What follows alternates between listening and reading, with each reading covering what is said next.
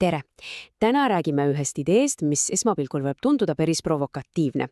Mis siis, kui ma ütleksin, et meie kaasaine ühiskond sarnaneb millegagi, mis on tegelikult väga vana? Uurime seda mõtet allikatele tuginedes. Niisiis, tere tulemast 21. sajandisse või on see hoopis 10. sajand? See küsimus võib tunduda natuke liialdatud, eks ole.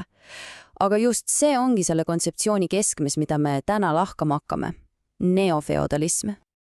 Okei, lähme asja juurde. Keskaja tagasitulek. Mida see siis tähendab? On see lihtsalt mingi hirmutav sõnakülks või peitub selle taga ka midagi reaalselt? Hakkame otsast pihta ja vaatame, mida see neofeodalism endast üldse kujutab. Ja kohe alguses unustame ära rüütlid ja lossid. Allikate järgi, mida me siin uurime, ei peitu neofeodalismi tuumu üldse selles. Asi on palju penemates, aga samas palju olulisemates muutustes. Nimelt selles, kuidas meie ühiskond on põhimõtteliselt üles ehitatud. Analüütik Joel Kotkin toob välja 3 täiesti konkreetset paralleeli. Esiteks, rikkus koondub üha vaiksema grupi kätte ja see on päris äärmuslik. Teiseks, on tekkinud üks domineeriv ideoloogia, mida suruvad peale, ütleme nii, uus vaimulikkond, mõelge siin meediale ja akadeemilistele ringkondadele.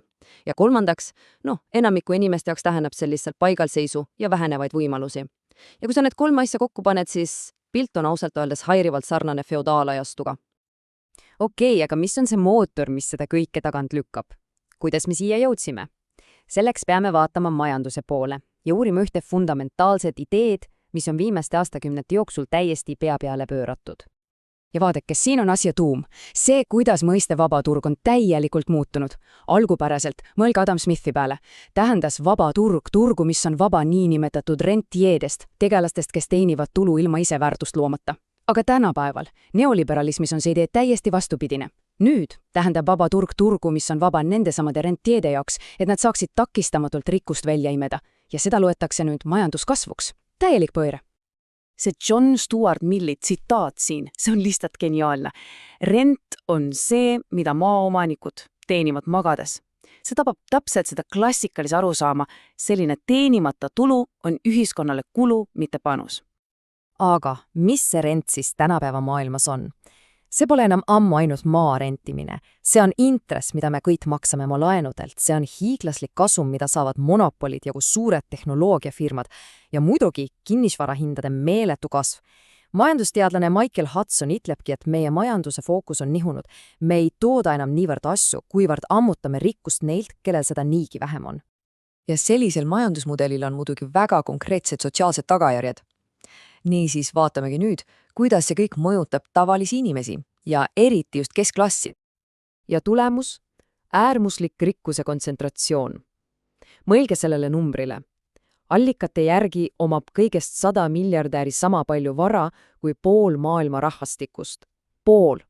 See ongi see neofeodaalse struktuuri esimene ja kõige tugevam alustala. Aga mida see tähendab enamiku jaoks? See tähendab majanduslikku sõltuvust. Palgad seisavad paigal, oma kodu ostmine on muutunud kättesaamatuks unistuseks ja noori koormavad hiiglaslikud hüppelainud. See on olukord, kus ülespoole liikumise võimalused on piiratud. Allikad nimetavad seda provokatiivselt uueks pärisorjuseks. Aga see kõik ei toimu mingis vaakumis. See on osa palju suuremast pildist, mis on hakanud defineerima uut globaalset konkurentsi suurriikide vahel. Siin me näemegi 2 täiesti erineva majandusfilosoofia kokkupörget. Michael Hudsoni argument on, et lääs on valinud selle finantsidel põhineva rentier-mudeli. Siin domineeravad pankurid ja eesmärk on olemasoleva rikkuse pealt kasumit teenida. Samal ajal järgib Hiina klassikalist tööstuslikku mudelit, kus fookus on tootmisel ja eesotsas on insenerid. Ja iroonia on muidugi see, et see on täpselt see sama mudel, mis kunagi lääne enda rikkaks tegi. Ja see viib meid ühe väga olulise küsimuseni. Kui see lääne neoliberaalne mudel on ennast ammendamas ja jääb konkurentsis alla tööstuslikule mudelile, mis siis edasi saab? Allikad, mida oleme vaadanud, ei paku siin mingit kirget lahendust. Ei tundu, et me läheksime tagasi mingite vanade heade aegade juurde. Kella tagasi ei keera.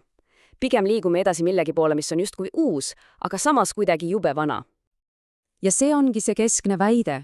Selle asemel, et süsteemi nullida, tundub, et meil on hoopis lukustumas ühte uude ja stabiilses süsteemi. Maailma, mida juhib pisike, rikas oligarhia. mida toetab üks ja ainus peavoolu ideoloogia ning kus valdav enamus on, jäänud paigale tammuva. See ongi neofeodalismi pilt. Ja lõpetuseks, nende allikate valguses peame me endalt küsima. Kui meie maailm tõepoolest niimoodi ümber kujuneb, siis mis roll meil selles kõiges on? Ja kui see uus feodaalne struktuur saabki reaalsuseks, siis kuhu me selles pildis paigutume? Kas oleme uued isandad või oleme meie need uued pärisorjad? Selle mõttega tänaseks lõpetamegi.